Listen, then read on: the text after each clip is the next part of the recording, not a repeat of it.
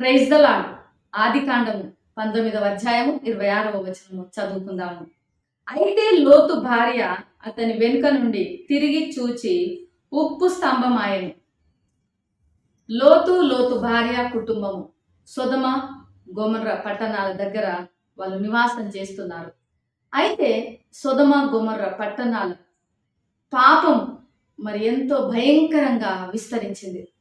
ఆ పట్టణాలలోని మనుషులు మరి నైతిక విలువలను విడిచిపెట్టి ఎంతో దుర్మార్గంగా, ఎంతో దుష్టత్వంతో నిండిపోయి జీవిస్తున్నారు.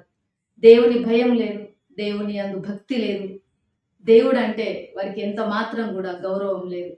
అలాంటి పతన స్థితిలో ఉన్నటువంటి ఆ పట్టణం మీద దేవుని యొక్క తీర్పు దిగి వచ్చింది.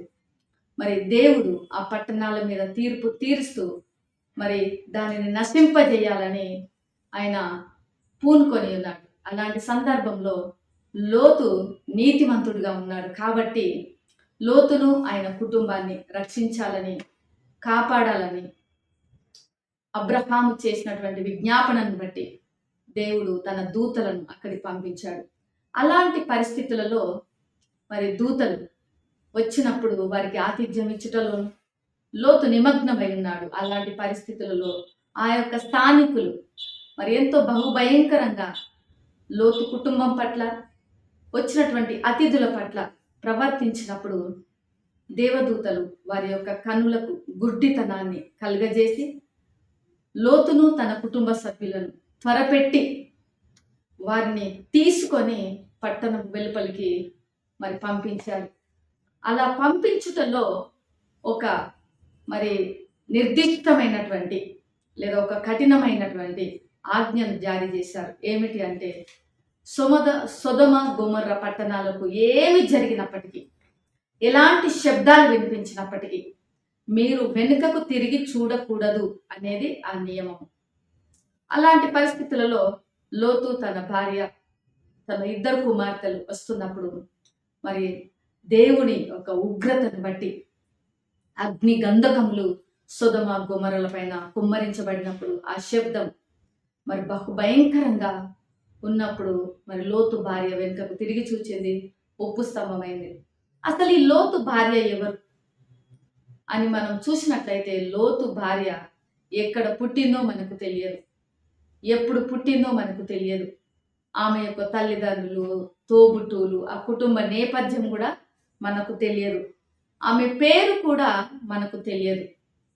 అయినప్పటికీ మరి దేవుని కృపను, దయను మాత్రము ఆమె చాలాసార్లు చూసింది. ఎందుకంటే ఆమె ఒక మంచి మరి విశ్వాసుల గృహంలోనికి మరి కోడలుగా వచ్చింది. అనగా అబ్రహాము యొక్క మరి తమ్ముని కుమారుడే లోతు కాబట్టి అబ్రహాము యొక్క విశ్వాసమును గురించి, అబ్రహాము యొక్క దేవుని గురించి, అబ్రహాము దేవుని పట్ల ఎంత భయభక్తులు కలిగి ఉన్నాడు, దేవుని యొక్క స్నేహితుడిగా ఎలా ఉన్నాడు అనే విషయాలన్నీ కూడా లోతు తన భార్యకు ఖచ్చితంగా చెప్పుకొని ఉంటాడు. అలానే ఆమె లోతు మరి నీతిమంతుడు అని వాక్యము సెలవిస్తున్నది. కాబట్టి ఒక నీతిమంతునికి భార్యగా ఆమె రాబడింది. అప్పుడు మరి ఆమెకు ఎన్నో విషయాలలో దేవుని గురించిన అవగాహన ఉన్నది అని మనం అర్థం చేసుకోగలం. ఇంకను కొన్ని సందర్భాలలో కూడా దేవుని దయను, కృపను ఆమె చూసిన స్త్రీగా ఉన్నది. ఎలా అంటే మరి అక్కడ సొదొమ గొమొర్రా పట్టణాల పైన శత్రు రాజులు దాడి చేసి ఆ పట్టణస్థులతో సహా లోతును తన భార్య పిల్లలను కూడా చెరగొనిపోయారు. ఆ వార్తను విన్నటువంటి అబ్రహాము తన యుద్ధనున్నటువంటి 300 మంది మనుషులతో వెళ్ళి యుద్ధం చేసి మరి సొదొమ పట్టణస్థులతో పాటు మరి లోతును తన కుటుంబాన్ని కూడా ఆయన కాపాడుకొని వచ్చాడు. అప్పుడు కూడా దేవుని కృపను, దయను ఆమె చూసినటువంటి పరిస్థితిని మనం అర్థం చేసుకోగలము. అలానే దేవదూతలు వచ్చినప్పుడు, ఆతిథ్యము లోతు ఇస్తున్నప్పుడు కూడా ఆమె దేవుని సన్నిధిని చూసి ఉండొచ్చు. అలానే ఆ స్థానికులు ఆ ఇంటి పైన దాడి చేసి ఆ వచ్చినటువంటి అతిథులతో మేము శయనిస్తామని అడిగినప్పుడు కూడా మరి దేవదూతలు వాళ్ళ కనులకు గుడ్డితనాన్ని కలుగజేసి ఈ కుటుంబాన్ని కాపాడిన సమయంలో కూడా దేవుని యొక్క దయను, కృపను ఆమె కనులారా చూసింది.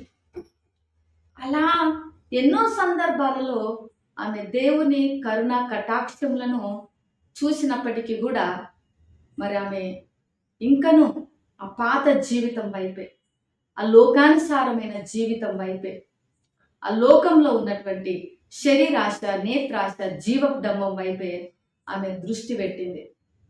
ఆమె దాదాపు రక్షణకి దగ్గరగా ఉంది. అనేక సార్లు రక్షణకు దగ్గరగా వచ్చినట్టే వచ్చి ఆమె తప్పిపోయిన సందర్భాలు. మరి చివరకు దేవుడు మహాకృపను బట్టి మరొక అవకాశం ఇవ్వబడింది. వెనుకకు తిరిగి చూడకండి అనేటువంటి ఒక మాటతో. ఆ సందర్భంలో కూడా ఆమె దాదాపు తిరిగి చూడకపోతే మరి ఆమె సొదొమ గొమొర్రా పట్టణస్థులతో పాటు నశించిపోయి ఉండేది కాదు. మన జీవితాలను కూడా విశ్వాసులంగా చాలాసార్లు వెనుక తట్టు మనం చూస్తూ ఉంటాము. వెనుక వాటి వైపే దృష్టి పెడుతూ ఉంటాము.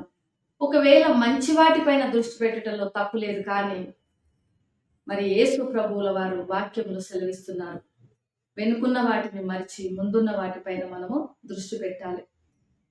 ఎప్పుడు కూడా మన ముందు క్రీస్తు సిలువను ఉంచుకొని మనం సిలువ పైన దృష్టి పెట్టి మన విశ్వాస జీవితంలో ముందుకు సాగాలి అని వాక్యం సెలవిస్తున్నది. క్రీస్తు యేసుకు కలిగిన మనసు మనము కలిగి ఉండి మన యొక్క సొంత ఆసక్తుల పైన ఎక్కువ దృష్టి పెట్టకుండా ఇతరుల ఆసక్తుల విషయంలో కూడా మనం దృష్టి ఎంచి ఇతరులకు మరి సహాయకరంగా, మాదిరికరంగా, దేవునికి మహిమకరంగా మనం జీవించాలి. చాలాసార్లు విశ్వాసులంగా మనం ఈ విషయంలో తప్పిపోకుండా ఉండాలని దేవుని వాక్యము చాలా హెచ్చరికలు చేస్తున్నారు. కాబట్టి ఉదయకాల సమయంలో ప్రియమైనటువంటి వారలారా, మనము వెనుకున్న వాటిని మర్చిపోదాము, ముందున్న వాటిపైన దృష్టి పెడదాము, విశ్వాస మార్గంలో ముందుకు సాగుదాము. ఎందుకంటే లోతు భార్య మనకు ఒక హెచ్చరికగా ఉన్నది. రక్షణకు దగ్గరగా ఉండి కూడా దేవుని యొక్క కృపను, కనికరమును, దయను చూసి కూడా, ఆయన యొక్క మహా కనికరమును విని కూడా ఆమె తప్పిపోయిన స్త్రీగా ఉంది, నశించిపోయింది. మన జీవితాలలో మనం యేసుక్రీస్తు యొక్క రక్షణ వెలుగును అంగీకరించిన వారంగా, మనము దేవుని యొక్క కుమారులు, కుమార్తెలుగా, ఆయన చేత పిలువబడిన వారంగా, ఆ పిలుపుకు తగినట్టుగా మన రక్షణను భయముతో, వణుకుతో కొనసాగించుచు మనం విశ్వాస జీవితంలో జయకరంగా ముందుకు సాగుదాము. ప్రేమ, నమ్మకం కలిగిన పరలోక తండ్రి పరిశుద్ధుడా, నీకు వందనాలు చెల్లిస్తున్నాము. లోతు భార్య నాయన నీపైన దృష్టి పెట్టకుండా తండ్రి మరి లోకం తట్టు చూసి నశించిపోయింది. నీ రక్షణను చూస్తూ కూడా మరి ఆమె నశించిపోయింది. మేము కూడా మా జీవితాలలో వెనుకున్న వాటిని మర్చి ముందున్న వాటిపైన దృష్టి పెట్టి నీ సిలువ తట్టు చూస్తూ మా విశ్వాస జీవితంలో ముందుకు సాగుటకు సహాయం చేయండి. యేసు నామములో ప్రార్థిస్తున్నాను తండ్రి, ఆమేన్.